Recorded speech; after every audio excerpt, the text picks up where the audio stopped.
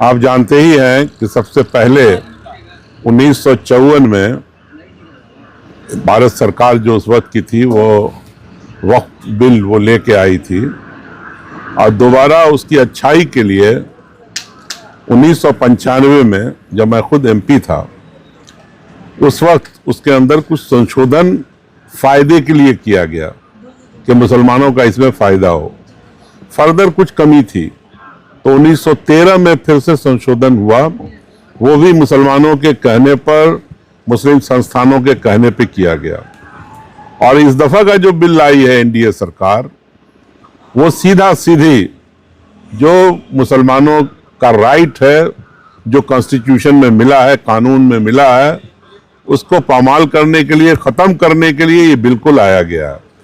और धीरे धीरे वो इसको डाइल्यूट करके हड़पना चाहते हैं या अपने बड़े बड़े लोगों के हाथ इसको दे देना चाहते हैं।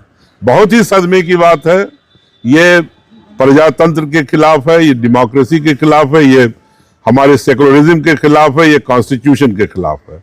हम एक ही बात कहना चाहते हैं कि आज आपके पास ताकत जरूर है, मेंबर आपके पास ज्यादा है एनडीए के पास, इस तरह का बिल मत लाइए। और अगर ये बिल आपकी निगाह में अच्छा है तो आपको चाहिए कि जितने भी इस किस्म के ट्रस्ट हैं, चाहे वो क्रिश्चियन ट्रस्ट हो या हिंदू ट्रस्ट हो, इस सब के अंदर अमेंडमेंट कीजिए। सिख का हो, बुद्धिस्ट का हो, सबके अंदर अमेंडमेंट करके आप इसी तरह का बिल लाइए जो आज मुसलमानों के लिए लेके आना चाहते हैं।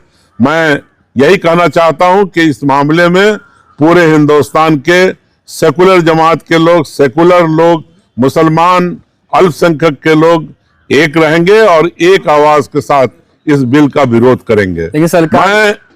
मैं एक चीज और कह देना चाहता हूं बिहार के संदर्भ में, इसकी जो सबसे बड़ी पार्टनर है आज, उसमें एक जनता दल यू भी है और वो जिस तरह से साजिश कर रही है इस बिल के फेवर में, जो बिल लाया है सरकार ने, उनको इसका खमियाजा बहुत जल्द भुगतना पड़ेगा।